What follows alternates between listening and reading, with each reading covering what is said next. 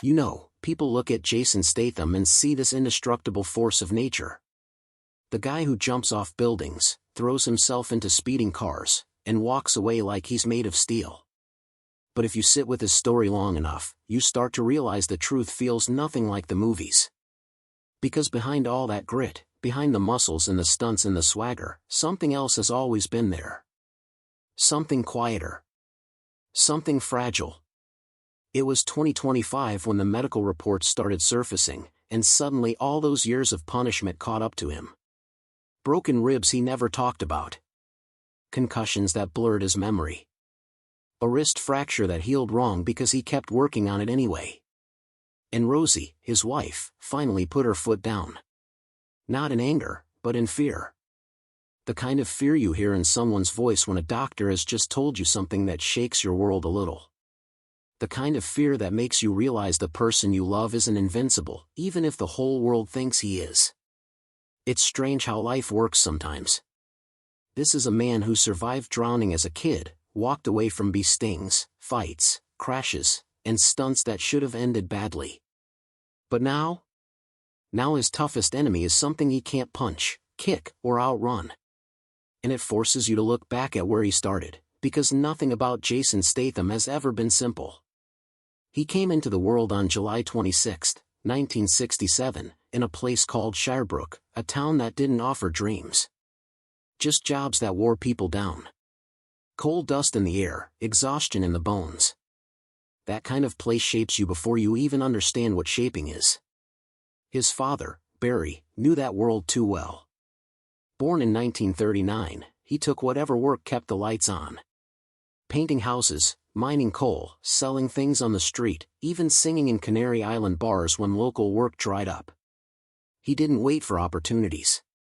He chased them because he had to. His mother, Eileen, was different. A dancer.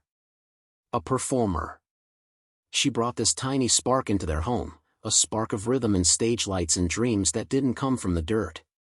And somehow, Jason grew up between those two worlds. The survival of the streets and the magic of performance. It made him tougher, but it also made him watch. Really watch. He saw grit. He saw pain. But he saw beauty, too. Their home was chaotic, but in a way that felt alive. His dad singing, his brother Lee playing guitar, and Jason beating rhythm into old drums like he was keeping the whole room together. They weren't chasing fame. They were chasing moments. Happiness wherever it could be found. Then at 10, everything changed again. They packed up and moved to Great Yarmouth, a noisy coastal town where tourists came for fun and locals worked themselves raw trying to give it to them. Barry started selling goods in open markets, and Jason watched him read people the way some folks read books. A glance, a heartbeat, an instinct. When to charm. When to push. When to back off. Jason absorbed it all. It was survival disguised as sales. But he didn't want that life. Not fully. There was a fire inside him that needed something else, something physical. Martial arts became that outlet. Karate first. Then kickboxing. Chinese martial arts. He didn't dabble, he devoted. He trained every day, turning pressure into power. Not just brute strength precision. Control. He collected disciplines, Muay Thai, Judo, Brazilian Jiu-Jitsu, Krav Maga. Got his black belt. Mastered throws and grips. His body became his instrument, and his discipline became his protection from the chaos outside. School brought Vinnie Jones into his orbit. Two tough kids who didn't know they'd both be famous one day. Jason played forward on the football field, learning teamwork and timing different forms of control, but control all the same. And then diving. People underestimate that part of his life, but it shaped everything. He trained for 12 years, diving from 1 meter, 3 meter, even 10 meter platforms with a kind of courage few understand. At 23, he stood at the Commonwealth Games in New Zealand, representing England with a heart full of discipline and an awareness that he'd started too late. He didn't win medals, and one judge gave him a humiliating 0.5 score. That kind of sting doesn't fade easily. But it sharpened him. All the while, he hustled fake perfume and jewelry with his dad. Cold days. Long hours. Smiles that weren't real but had to be convincing. Money that barely covered rent. Nothing glamorous. Nothing heroic. Just survival again. Modeling came like a whisper of hope. Tommy Hilfiger. Levis. Griffin. Big names, tiny paychecks. A few years later, French Connection put his face on posters all over London. His glare, the one we all know, started there. Raw. Rough. Honest. But still, he was just scraping by.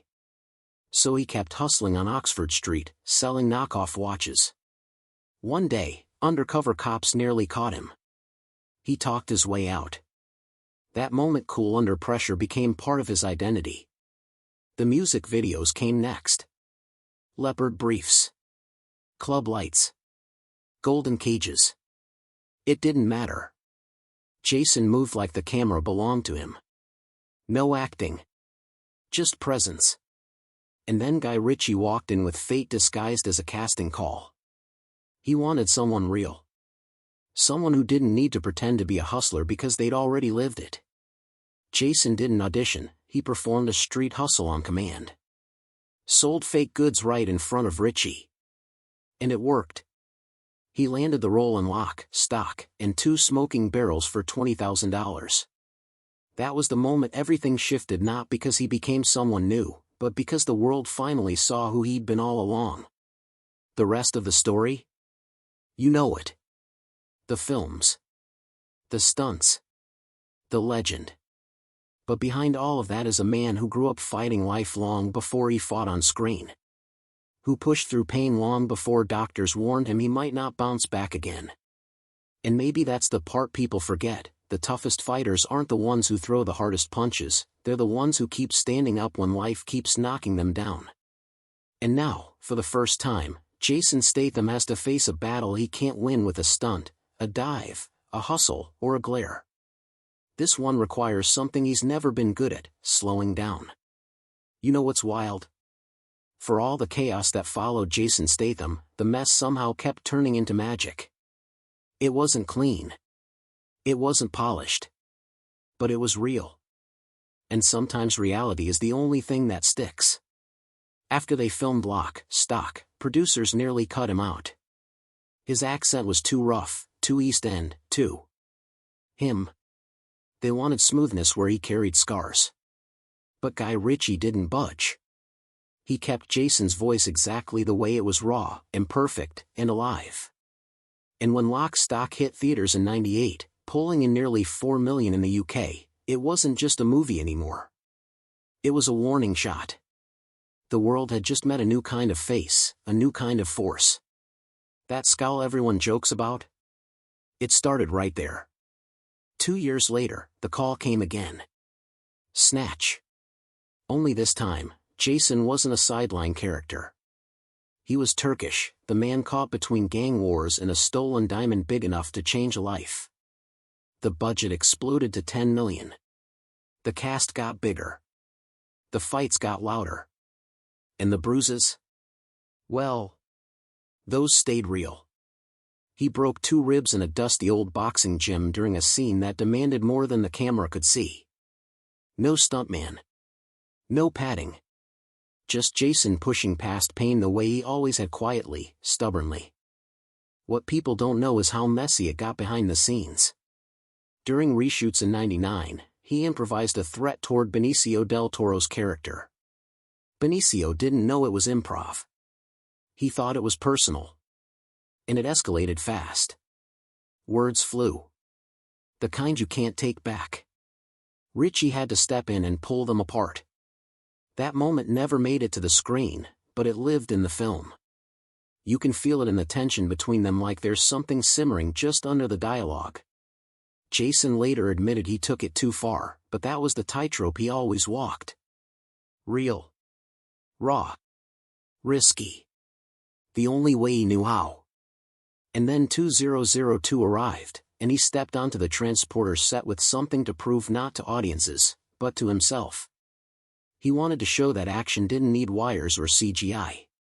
It just needed someone crazy enough to do it for real. That someone was him. There's this scene at a filthy bus depot, 15 takes of him fighting off attackers while drenched in oil. You watch it now and it looks choreographed. Clean. But on set, every hit landed. Every fall hurts.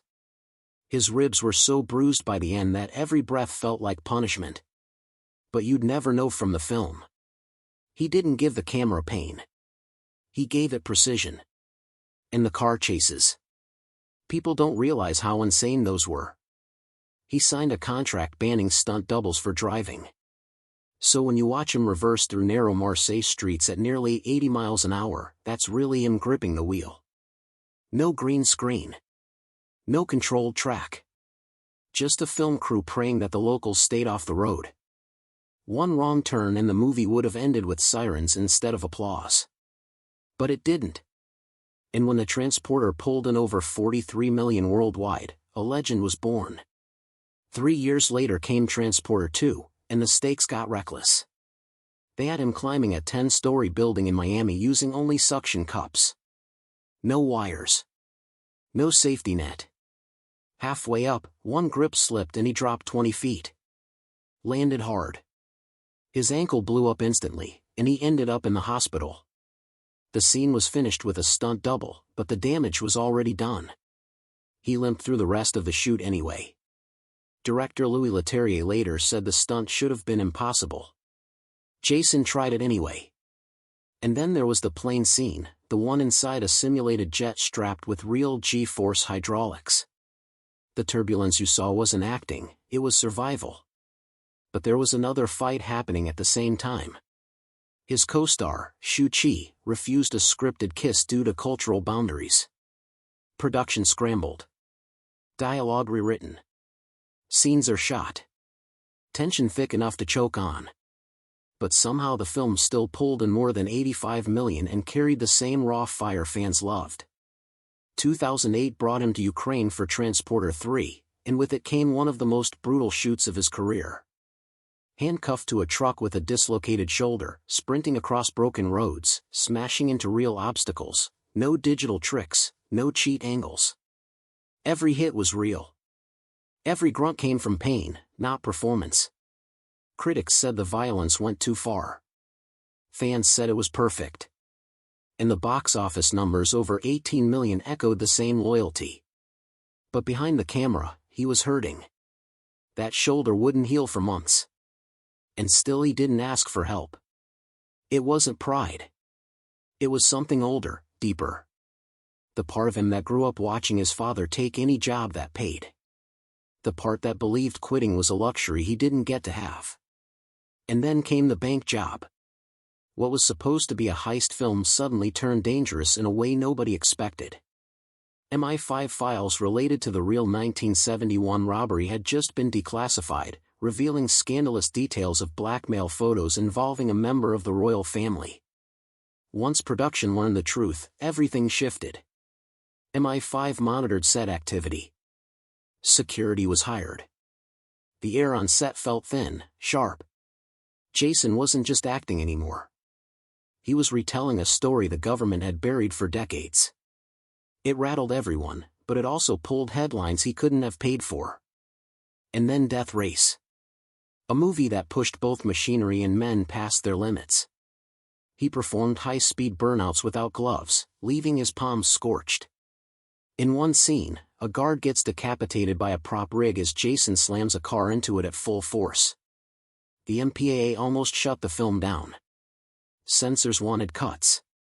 Producers fought back. And the brutality stayed. Not because it was flashy, but because it was real. Too real, critics said. $75 million later, audiences proved those critics wrong. And then war. Jet Li and Jason Statham, swords drawn, choreography tight, everything timed to perfection. But timing doesn't always save you. One slip, one wrong angle, and the sword sliced his arm open. Blood everywhere. 12 stitches. Most actors would have stopped. Jason didn't. He worked 12 more hours, his shirt sticking to the wound, ignoring the sting every time he moved. That scar? Still there. A reminder that he wasn't pretending. He was enduring. Even outside the transporter world, danger followed him like a shadow. On the Italian Job, he drove a Mini Cooper through LA subway tunnels with 32 different cars in more than 200 takes. Then came the underwater scene. A rig malfunctioned. The car dropped. Water surged in. Jason got trapped in a flooded tunnel with no way out. The crew pulled him free just seconds before drowning. Later he said, "I shouldn't have done it." But he did. Because for him, that was the job. And Crank. That was chaos on another level. No barricades. No safety nets. Just Jason sprinting across the 110 freeway in real Los Angeles traffic, weaving between cars that weren't even part of the film. One vehicle collided. Production shut down. Lawsuits followed. Angry drivers had to be paid off. But the shot? The shot stayed. Because it was insane. Because it was dangerous. Because nobody else would have done it. It's strange how, with Jason, the chaos never really felt like an accident. It was the rhythm of his life. The pulse he kept chasing. When he stepped into The Expendables in 2010 playing Lee Christmas, the knife-throwing mercenary who looked like he'd rather fight than breathe, he thought he understood danger. He thought he'd seen enough of it to know where the line was. But 3 years later, that line vanished under the Black Sea. It was 2013 in Bulgaria. The brakes failed. The flatbed truck he was driving shot off the pier like it had been waiting to jump. 1 second he was rehearsing a scene, the next he was sinking fast, tangled in his own holster, air thinning, water freezing, every instinct screaming. He later said there were only seconds left before blackout. Only seconds before none of us would be talking about him anymore. But he slipped through a window. He swam up. He lived. Sylvester Stallone said it flat out, Jason was a goner if he didn't know how to swim like that. It wasn't acting that saved him. It was the kid who trained alone on diving boards decades before fame found him. You'd think a moment like that would change a man. Make him pause. Make him breathe. But he didn't stop. He walked back to set in new clothes, dripping seawater onto the floor, pretending the fear hadn't shaken something loose inside him. Everyone else saw it. The lawsuits. The safety reviews. The crew whispered what could have happened. But Jason just moved on, like he always did. Then there was Fast and Furious 6. People talk about car chases, the plane crash scene, and showmanship. But what they don't know is that the car he drove off a 260-foot ramp wasn't supposed to flip the way it did. The wind shifted. The physics twisted. Jason took the hit. Hard. Hospital for 2 weeks. Whiplash that threw off his balance for months. He later said that moment reminded him how thin the space is between control and disaster. And how sometimes the camera doesn't care which side you land on. And then the mega giant prehistoric shark, a film built on tension and adrenaline. But the real terror wasn't the creature on screen. It was the moment the diving cage cracked 45 feet underwater. Steel groaning. Water pressing. Him trapped again, just like Bulgaria. 45 seconds felt like a lifetime. The panic was real. The calm was forced. He surfaced. He lived. He finished the scene. And the movie crossed $530 million like the world had no idea what almost happened. But if you think Jason's craziest moment was no different 2 years earlier on The Mechanic. Jason had pushed so hard for real explosions, no CGI, no fakes, that the budget blew up and the danger bled into the crew. One blast injured a stunt coordinator. Another misfire nearly took Jason out. But he insisted that grit has to hurt or it doesn't look honest. And that honesty left scars you don't see in the final cut. And T was filmed underwater or in a speeding car, the skyscraper in Mechanic. Resurrection might change your mind. He scaled a Malaysian tower for real. No early safety harnesses. No nets. And he slipped. 30 feet straight down, back hitting concrete hard enough to steal his breath. The concussion halted production. Rewrites happened. But he brushed it off the way only someone who's lived through too much can. He later said something that stuck: stunt actors risk their lives every day and barely get noticed. Maybe that's why he kept pushing. Maybe he felt responsible for honoring their courage with his own. But not every danger came from explosions and falls. On Spy in 2015, a sharp-tongued comedy meant to tease his tough guy image, things spiraled for once in a different way. The director rewrote scenes without telling him. Jason walked off set for a day silent, furious, done. People who'd known him for years said it was the closest they'd seen him come to breaking. But he came back. Delivered a performance that critics couldn't stop talking about. Humor wrapped around grit. Vulnerability hiding behind a punchline. Then came the Samoan chase scene in Hobbs and Shaw. He hit 100 miles per hour on a motorbike, the road uneven beneath tires that didn't care about choreography. A pothole sent him flying. He crashed. Hard. Broke his wrist. But again, no double. No retreat. He healed. He finished what he started. Crew members said his refusal to fake anything inspired loyalty and fear in equal measure. The world kept asking him to play softer roles. To chase awards instead of bruises. That's why he turned down auditioning for The Dark Knight. He didn't want to be soft. He didn't want to be vulnerable. But maybe it wasn't about the roles. Maybe it was about survival. If he slowed down, he'd have to face everything he'd outrun. And when it came to love, outrunning wasn't an option. Kelly Brook was his first real heartbreak. 7 years together. A proposal. Then photographs of her with Billy Zane shattered it all. Jason felt humiliated, like the world had watched him get replaced in real time. He rarely spoke about it, but once, he called himself a cuckold. A word that comes from places people don't heal easily. Sophie Dahl came next. 6 months. She said his training, his obsession with work, made him distant.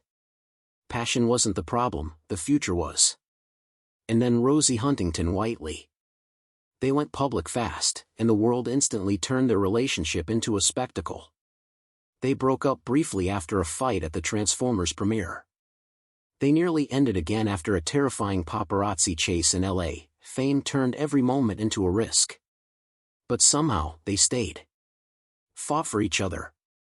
Had their son, Jack Oscar, in 2017. But even love has its limits. In 2020, he left for months to film Meg 2. Rosie admitted the distance almost broke them. Therapy helped. Honesty helped. Understanding that fame would always be the third person in their marriage helped. In 2022, they bought a $14 million Beverly Hills home. By the next year, drones hovered so close to their windows that Jason started throwing shoes at them out of pure frustration. It didn't help. The invasions kept coming. Rosie finally demanded stunt limits.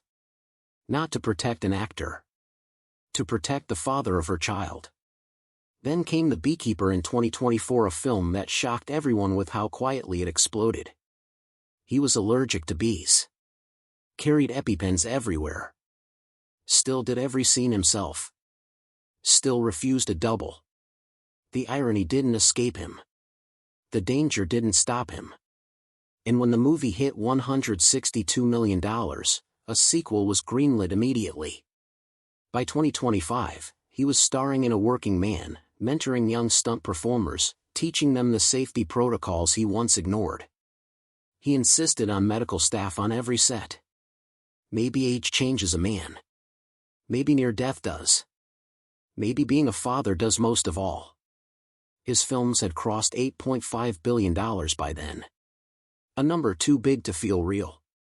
But his biggest regret wasn't a movie he made, it was one he didn't. James Bond. He wanted it. I fought for it. The studio said he was too old. He carried that rejection for years, saying in 2024 he should have pushed harder. Maybe that's why everything he's done since feels like he's proving something not to Hollywood, but to himself.